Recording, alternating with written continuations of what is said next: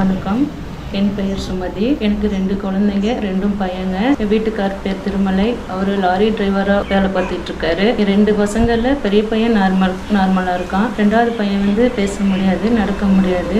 அந்த பையனை வச்சுட்டு ரொம்ப கஷ்டப்பட்டுட்டு இருக்கோம். அதனால நான் எங்கேயும் வெளியில் தனியாக விட்டுட்டு வெளியில் எங்கேயும் வேலைக்கும் போக முடியாது. என் வீட்டுக்கார் ஒரு ஆள் வேலைக்கு போயிட்டு வருமானத்தில் தான் குடும்பத்தை ஓட்டிகிட்டு இருக்கோம். இந்த பசங்களுக்கு வேண்டிய பொருள் எங்களால் வாங்கி கொடுக்கறதுக்கு ரொம்ப கஷ்டமாக இருக்குது. SBBD நிறுவனம் மூலயமா எங்களுக்கு வந்து குழந்தைக்காக நியூட்ரிஷன் பொருள் கொடுத்துக்கிட்டு இருக்காங்க. அது குழந்தைக்கு ரொம்ப உதவியாக இருக்குது. இப்போ முன்னாடியெல்லாம் எங்களுக்கு அதை வெளியில் கூட எங்களால் வாங்கித்தர வெளியில் அந்த அளவுக்கு வசதி இல்லை. ஏன்னா அவர் ஒரு ஆள் தான் வேலைக்கு போயிட்டு வந்துட்டுருக்காரு.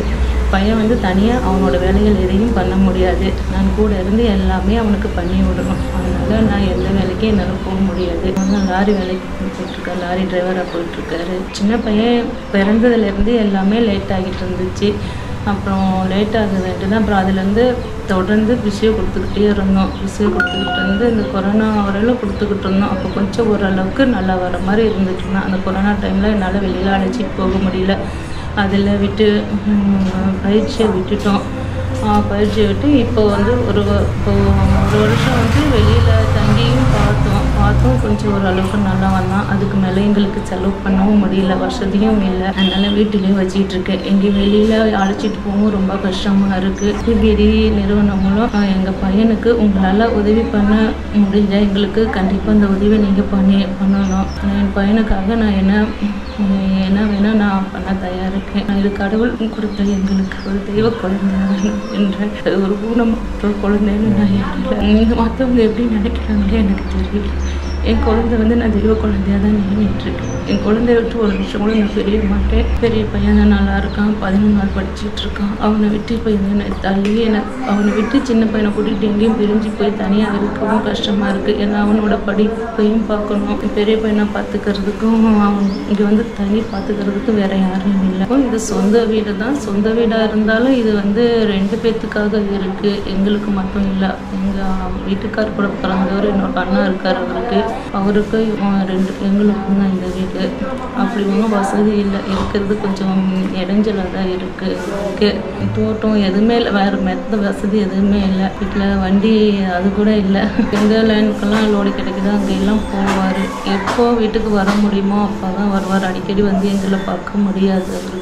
அவருக்கு எங்களுக்கும் முடிஞ்ச அளவு தேவையான பொருளை வாங்கி கொடுத்துட்டு தான் இருக்கிறாரு. குடும்ப செலவுக்கோ மற்ற செலவு பண்ணோன்னா எங்களுக்கு ரொம்ப கஷ்டமாக தான் இருக்குது. அதே மாரி பையனுக்கு எங்களால் செலவு பண்ணி வெளியில் போய் பார்க்க முடிய ரொம்ப கஷ்டமாக இருக்குது. அந்த அளவுக்கு எங்ககிட்ட வசதியும் இல்லை. நிறுவனம் மூலயமா எங்களுக்கு கண்டிப்பாக உதவி பண்ண முடிஞ்சால் நீங்கள் கண்டிப்பாக எங்களுக்கு உதவணும். இந்த உதவியை செய்யுங்கன்னு நான் நம்புகிறேன். இப்போ SBBD நிறுவனம் வந்து எங்கள் பையனுக்கு நியூட்ரிஷன் பொருள் கொடுத்துக்கிட்டு இருக்காங்க. அதனால என் பையன் இப்போ ரொம்ப நல்லா இருக்கும். அதை தொடர்ந்து கொடுத்துக்கிட்டே இருக்கிறதுனால அந்த ராகி மாவு கூழ் பண்ணி தருவேன், களியா சாப்பாடும் செஞ்சு தருவேன், பாசிப்பயிறு ஊற வச்சு முளை கட்டி தருவேன் சாப்பிட, பேரிச்சம்பழம் சத்து மாவு பாலில் கலக்கியும் கொடுப்பேன், மாவாகவும் பசைஞ்சு கொடுப்பேன், சாப்பிடுவான். அதனால இப்போ அவனோட உடம்பு கொஞ்சம் நல்லாவும் வந்துகிட்டு இருக்கு. இதை தொடர்ந்து எங்களுக்கு வழங்க மாதிரி நான் கேட்டுக்கொள்கிறேன். இப்போ 1 வருஷம் ஆகிட்டு நாங்கள் திருநெல்வேலி மயோபதி காப்பகத்தில் போயிட்டு பையனை அழைச்சிட்டு போயிட்டு தங்கி பார்த்தோம். அங்கே ட்ரீட்மெண்ட்டும் ரொம்ப நல்லா இருக்குது. 2 மாதம் மட்டும்தான் எங்களால் அங்கே இருக்க முடிஞ்சுது. ஏன்னா பையனுக்கு வந்து ஃபிக்ஸு இருக்கிறதுனால அவனுக்கு அது தொடர்ந்து அவனுக்கு ரெஸ்ட் இல்லாமல் தொடர்ந்து கொடுத்ததுனால கொஞ்சம் அவனுக்கு தூக்கம் சாப்பிட்றது இதெல்லாம் ரொம்ப டிஸ்டர்பன்ஸாக இருந்துச்சு. இதனால ஃபிக்ஸ் வந்து அதிகமாக வர ஆரம்பிச்சிருச்சு. அதனால எங்களுக்கு அந்த தொடர்ந்து இருந்து பயிற்சி கொடுக்க எங்களால் முடியலை. எங்கள் வீட்டுக்கு நான் அழைச்சிட்டு வந்துட்டேன். அழைச்சிட்டு வந்து இப்போ எங்கேயும் வெளியில் கூட்டிகிட்டு போனாலும் முடியாதனால இப்போ வீட்டிலே வச்சிட்டு இருக்கேன் பையனை. தம்பி வந்து அப்படின்னா அவனால் எடுத்து அவனோட கையால் எதுவுமே சாப்பிட முடியாது. அவனோட கை வந்து இந்த அளவுக்கு நடுக்க இருக்குது. வாயில் வந்து எந்த பொருளும் வைக்க முடியாது. அதனால நானே அவனுக்கு எல்லாமே நானே தான் பண்ணுவேன். சாப்பாடு போகிறதா இருந்தாலும், டாய்லெட் பாத்ரூம் போகிறதா இருந்தாலும் சொல்லுவான். ஆனால் கூட வந்து நம்ம இருக்கணும். தனியாக போயிட்டு அவனால் உட்காந்து எந்த வேலையும் பண்ண முடியாது. சொல்லுவான், அந்த பேச மாட்டான், சைகையில் சொல்லுவான். நம்ம புரிஞ்சுட்டு அவன் என்ன சொல்கிறான்னா அவனோட வேலைகளை நம்ம தான் செய்யணும். தனியாக அவனால் எதுவும் பண்ண முடியாது. பையன் இந்த மாதிரி இருக்கிறதுனால அவனை விட்டுட்டும் என்னால் தனியாக போக முடியாது. அழைச்சிட்டு போகவும் கஷ்டம். அதனால் நான் எங்கேயுமே போகிறதில்ல, எந்த விசேஷத்துலேயும் கலந்துக்கிறதில்ல, எந்த ஒரு நல்லது கெட்டதுக்கு எங்கேயுமே போகிறதில்ல. நியூட்ரிஷன் பொருளை தவிர என் பையன் என்ன கேட்குறானோ அதெல்லாம் என்னால் கொடுக்க முடியும். ஆனால் வாங்கிறது ரொம்ப கஷ்டம். திருநெல்வேலி மயோபதி காப்பகத்தில் தங்கி இருந்தப்போ தம்பிக்கு ஸ்டாண்டிங் போடுறதுக்காக அங்கே ஒரு மிஷின் வாங்கினோம். அந்த மிஷினை விலையே 20,000. நாங்கள் கஷ்டப்பட்டு தான் அந்த மிஷினை வாங்கினோம். வாங்கி அந்த மிஷினில் ஸ்டாண்டிங் போட்டுக்கிட்டு போட கொஞ்சம் ஓரளவுக்கு நல்லா கொஞ்சம் ஸ்டடியாக நிற்கவும் ஆரம்பித்தான். அது இப்போ தொடர்ந்து அதில் இப்போ போட முடியல, வளர்ந்துட்டதுனால கொஞ்சம் அவனுக்கு விவரம் தெரிய அதில் நிற்க மாட்டேன்றான். டைட்டாக கட்டினாலும் லூஸ் பண்ணிடுறான். அது என்னால் வீட்டில் வச்சு ஒரு ஆளால் சமாளிக்க முடியலை. கேலிபேக் காலுக்கு போட்டு நடக்க வைக்கிறது, இதை போட்டு தொடர்ந்து நடக்க வச்சுக்கிட்டா நல்லா நிற்கிறதுக்கு கொஞ்சம் வசதியாக இருக்கும். நைட்டு தூங்குறப்ப காலை எப்போதும் மடக்கியே தான் தூங்கிட்டு இருப்போம். அது நேராக நீட்டி தூங்குறதுக்காக இது காலுக்கு இது ஸ்டாண்டிங் பட் இங்கே இது இருக்குது பாருங்க. இதை லூஸ் பண்ணி தம்பி இதில் படுக்க வச்சு இதை துணி ரோல் பண்ணி வச்சுக்கணும்.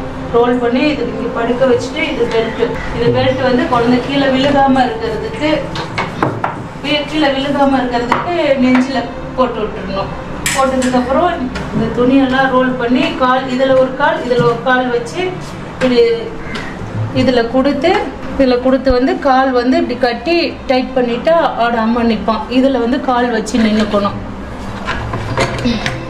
இந்த போர்டில் ஃபஸ்ட்டு குழந்தைய மேலே உட்கார வச்சு ஸ்டூல் வச்சு இதில் குழந்தைய இந்த மிஷினில் உட்கார வச்சு காலை இதில் வச்சுக்கிறது. இந்த போர்டில் வச்சு கால் இப்படி வச்சு அது துணியை ரோல் நல்லா சுற்றி கட்டியாச்சு. டைட்டாக கட்டிடணும். டைட்டாக கட்டி இதை அப்படியே எடுத்துகிட்டு போயிட்டு இதை எடுத்துடணும். இதை எடுத்துட்டு இந்த கம்பியை போட்டாச்சுன்னா டைட் ஆயிடும். டைட் ஆச்சுன்னா இதை லூஸ் பண்ணி இது மேலமாக தூக்கணும். இதை அப்படியே நிற்க வச்சிடணும். நேராக மிஷினை தூக்கி நேராக நிற்க வச்சா 1 மணி நேரம் நிற்பான். இந்த மாதிரி குழந்தைகளுக்காக இந்த SPBD நிறுவனம் நியூட்ரிஷன் பொருள் வழங்கிட்டு இருக்கு. எங்கள் குழந்தையும் அதனால் ரொம்ப பயனடிச்சிட்டு வந்துகிட்டு இருக்கான். இந்த பொருள் கொடுத்ததுக்காக SPBD நிறுவனத்துக்கு நான் நன்றியை தெரிஞ்சுக்கிட்டேன்.